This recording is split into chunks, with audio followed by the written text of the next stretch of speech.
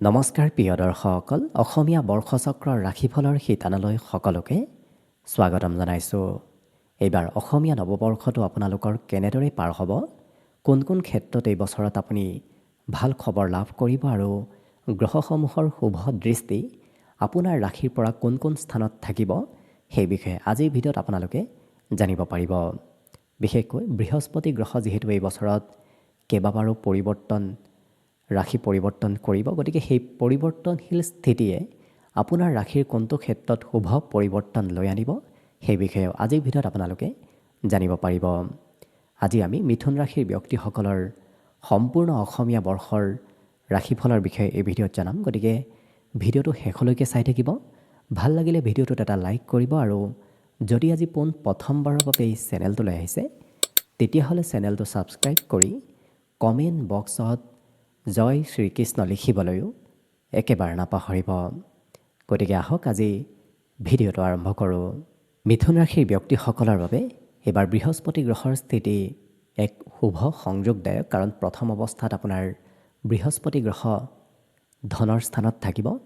ধনৰ স্থানত বৃহস্পতি গ্ৰহৰ স্থিতি এই বছৰত আপোনাৰ হাতত ধন কিছু সঞ্চয় কৰাব। বিশেষকৈ জুন মাহৰ 1 তাৰিখৰ পৰা অক্টোবৰ মাহৰ 31 তাৰিখলৈকে বৃহস্পতি গ্ৰহ আপোনাৰ ৰাশিৰ পৰা ধনৰ স্থানত থাকিব। গতিকে আপুনি কৰ্মৰ জৰিয়তে ধন উপাৰ্জন কৰিব পাৰিব। উপাৰ্জন কৰা ধন আপুনি সঞ্চয়ো কৰিব পাৰিব। বিগত বছৰত আপোনাৰ সঞ্চয় সিমান হোৱা নাছিল, কিন্তু এই বছৰত বৃহস্পতি গ্ৰহই আপোনাৰ হাতত থকা ধন সঞ্চয় কৰাব। লগতে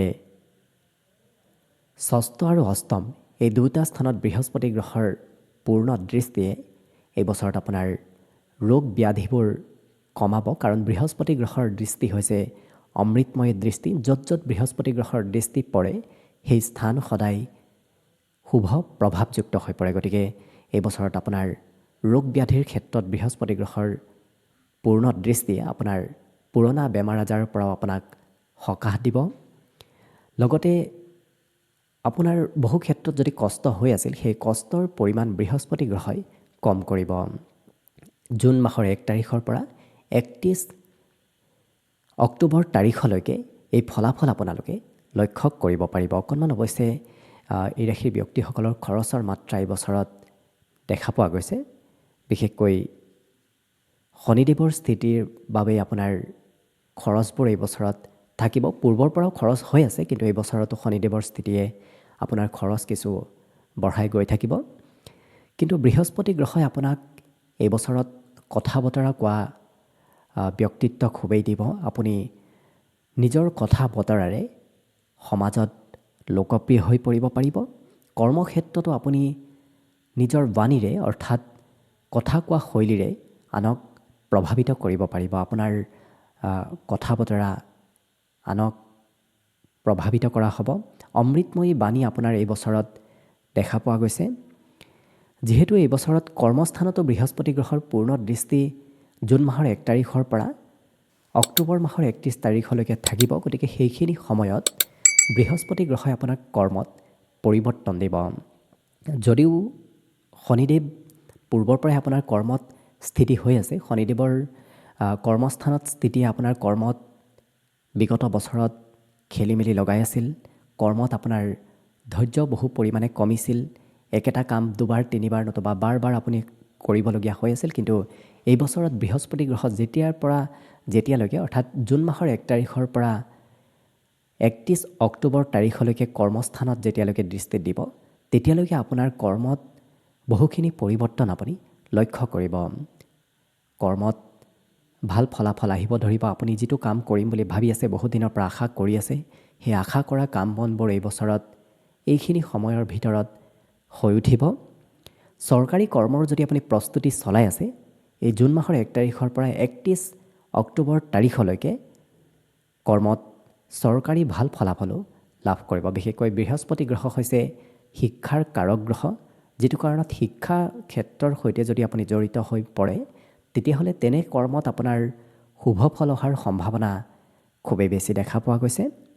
লগতে বিবাহৰ উপযুক্ত ব্যক্তিসকলৰ বাবে এই বছৰৰ 31 অক্টোবৰৰ পিছৰ সময়খিনি ভাল সময়, কাৰণ সেইখিনি সময়ত সপ্তম স্থানত বৃহস্পতি গ্ৰহৰ পূৰ্ণ দৃষ্টি পৰিব, যিটো কাৰণত বিবাহ পাৰত চলি থকা বহু সমস্যা দূৰ হ'ব। বৈবাহিক সম্পৰ্কত নতুনকৈ বান্ধোনত আবদ্ধ হোৱাৰ সম্ভাৱনা দেখা পোৱা গৈছে। ব্যৱসায় বাণিজ্যতো সেইখিনি সময়ত উন্নতি প্ৰগতি আহিব ধৰিব, অৰ্থাৎ অক্টোবৰ মাহৰ 31 তাৰিখৰ পিছত আপুনি লক্ষ্য কৰিব, যদি ব্যৱসায়ী তেতিয়াহ'লে ব্যৱসায় বাণিজ্যত শুভ পৰিৱৰ্তন আহিব ধৰিব। লগতে ভাগ্যস্থানত বৃহস্পতি গ্ৰহৰ পূৰ্ণ দৃষ্টি 31 তাৰিখৰ পিছত পৰিব, গতিকে ভাগ্যত আকস্মিকতাৰ যোগ দেখা পোৱা গৈছে। বৃহস্পতি গ্ৰহ যিহেতু ভাগ্যৰ কাৰক গ্ৰহ, গতিকে যেতিয়াই বৃহস্পতি গ্ৰহৰ পূৰ্ণ দৃষ্টি ভাগ্যস্থানৰ সৈতে সংযোগ হয় তেতিয়াই আকস্মিক ভাগ্যৰ উন্নতিও হয়। গতিকে এই বছৰত আপোনাৰ কাম বনবোৰো অক্টোবৰ মাহৰ পিছত সুকলমে হ'ব ধৰিব। আপুনি নিজকে ভাগ্যশালী যেন অনুভৱ কৰিব পাৰিব। পিতৃৰ উন্নতি প্ৰগতিও সেইখিনি সময়ত দেখা পোৱা গৈছে, গতিকে আপোনাৰ ভাগ্যৰে পিতৃৰ উন্নতি হ'ব সেই সময়খিনিত। লগতে একাদশ স্থানত বৃহস্পতি গ্ৰহৰ পূৰ্ণ দৃষ্টি অক্টোবৰৰ পিছত পৰিব। আপোনালোক সকলোৱে নিশ্চয় জানে, একাদশত বৃহস্পতিৰ সংযোগ হোৱাটো এক শুভ সংযোগদায়ক, গতিকে আপোনাৰ এই শুভ সংযোগ অক্টোবৰৰ পিছত হ'ব। গতিকে ধন টকা পইচাৰ আগমন নিশ্চয় হ'ব ধৰিব। সেইখিনি সময়ত মনৰ আশাবোৰ সোনকালে পূৰণ হোৱাৰ সম্ভাৱনাও দেখা গৈছে, কাৰণ বৃহস্পতি গ্ৰহই সেইখিনি সময়ত আপোনাক মনৰ আশাবোৰ পূৰণ কৰাব।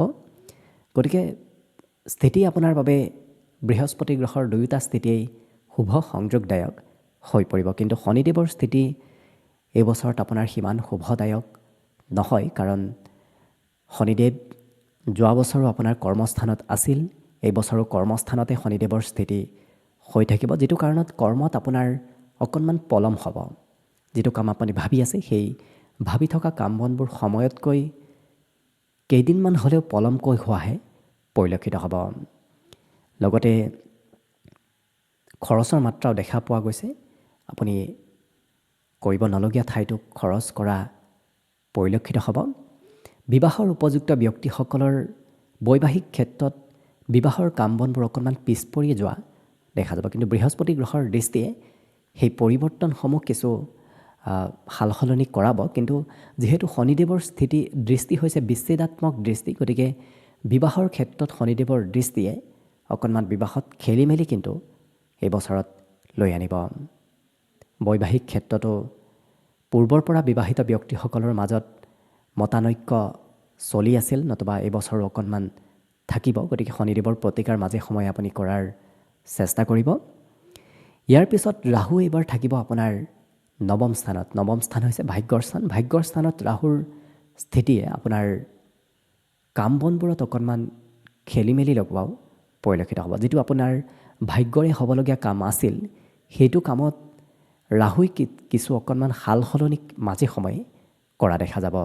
ইয়াৰ পূৰ্বতেও অৱশ্যে কৰি আছিল ৰাহুৱে, কিন্তু এই বছৰো কৰি থাকিব। কিন্তু যেতিয়া বৃহস্পতি গ্ৰহৰ দৃষ্টি ভাগ্যস্থানত থাকিব, অৰ্থাৎ অক্টোবৰ মাহৰ পিছত, সেইখিনি সময়ত অৱশ্যে ৰাহুৰ অশুভ প্ৰভাৱ বহু পৰিমাণে কম হ'ব। লগতে শিক্ষাস্থানত ৰাহুৰ দৃষ্টি অকণমান পঢ়া শুনাত ধৈৰ্যৰ পৰিমাণ পূৰ্বতেও কমাইছিল, এইবছৰো আপোনাৰ অকণমান পঢ়া শুনাত ধৈৰ্য কিছু কমিব। উচ্চ শিক্ষা লৈ থকা ব্যক্তিসকলৰ মনত ধৈৰ্য কমিব, চঞ্চলতা বাঢ়িব। গতিকে শনি ৰাহুৰ প্ৰতিকাৰ আপুনি এই বছৰত কৰিব। বিশেষকৈ প্ৰতিকাৰ হিচাপত আপুনি শনিবাৰটোত অকণমান নিয়ম নীতিত থাকিব, আৰু শনিবাৰৰ দিনটোত দুখীয়া দৰিদ্ৰ মানুহক নতুবা ভিক্ষাৰী মানুহক আপুনি ক'লা বস্তু দান কৰাৰ চেষ্টা কৰিব। তেতিয়া দেখিব আপোনাৰ শনি ৰাহুজনিত পীড়াৰ পৰা নিশ্চয় আপুনি মুক্তি লাভ কৰিব পাৰিব। দানৰ সমান পুণ্য কোনো প্ৰতিকাৰ হ'ব নোৱাৰে, গতিকে একমাত্ৰ আপুনি দান কৰিয়েই শুভ ফল এই বছৰত লাভ কৰিব। লগতে কেতুৰ স্থিতি এই বছৰত যিহেতু তৃতীয় স্থানত থাকিব, তৃতীয় স্থানত কেতুৰ স্থিতিৰ পূৰ্ণ দৃষ্টি যিহেতু সপ্তমত পৰিব, গতিকে সপ্তমত কেতুৰ দৃষ্টিয়ে মাজে সময়ে বৈবাহিক ক্ষেত্ৰত অকণমান খেলি মেলি আনিব পাৰে। গতিকে বৈবাহিক ক্ষেত্ৰত বিবাহিতসকলে কিছু গুৰুত্ব ৰাখিব। লগতে ভাগ্যস্থানত কেতুৰ পূৰ্ণ দৃষ্টি অৱশ্যে আকস্মিক ভাগ্যৰ উদয় কৰায়, গতিকে আপুনি এই বছৰত আকস্মিক ভাগ্যৰ উন্নতিত বিশেষকৈ কেতুৰ হয়তো শুভ প্ৰভাৱ লাভ কৰিব পাৰে, কাৰণ পূৰ্বৰ পৰা বৃহস্পতিৰ পূৰ্ণ দৃষ্টি থাকিব। বৃহস্পতি আৰু কেতু এই দুটা গ্ৰহৰ যেতিয়া সংযোগ হয় তেতিয়া কেতুৰ দৃষ্টি বা কেতুৰ স্থিতি আৰু অকণমান শুভযুক্ত হৈ পৰে। গতিকে এই বছৰত বৃহস্পতি আৰু কেতু দুয়োটা গ্ৰহৰ পূৰ্ণ দৃষ্টি যিহেতু ভাগ্যস্থানত থাকিব, গতিকে আপোনাৰ ভাগ্যস্থানত কেতুৰ পূৰ্ণ দৃষ্টিয়ে এই বছৰত আকস্মিক ভাগ্যৰ উদয় কৰোৱাও পৰিলক্ষিত হ'ব। গতিকে বৃহস্পতি আৰু কেতুৰ শুভ সংযোগে এই বছৰত আপোনাক আকস্মিক ভাগ্যৰ উন্নতি কৰোৱা দেখা যাব। পিতৃৰ সৈতে মাজে সময়ে অকণমান মতবিৰোধ আহিব পাৰে, কাৰণ কেতুৱে মাজে সময়ে পিতৃৰ সৈতে অকণমান মতবিৰোধ কৰাব। গতিকে আপুনি নিজেই গুৰুত্ব ৰাখিব। কিন্তু যিহেতু কেতুৰ অন্য এটা দৃষ্টি একাদশ স্থানত আপোনাৰ পৰিব, গতিকে একাদশ স্থানত অৱশ্যে কেতুৰ দৃষ্টি পৰাটো শাস্ত্ৰমতে শুভ সংযোগদায়ক, কাৰণ কেতুৱে আকস্মিক ধন আপোনাক একাদশ স্থানৰ জৰিয়তে আনিব।